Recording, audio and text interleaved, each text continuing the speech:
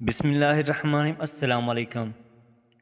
حضرت ابو ہریرہ رضی اللہ تعالی عنہ راوی ہیں کہ رسول کریم صلی اللہ علیہ وآلہ وسلم نے فرمایا، جس شخص نے کسی دن میں 100 مرتبہ سبحان اللہ و بحمدہ پڑھا تو اس کے گناہ ختم کر دیے جاتے ہیں، اگرچہ وہ دریا کے جھاگ کی مانند یعنی کتنے ہی زیادہ کیوں نہ ہوں۔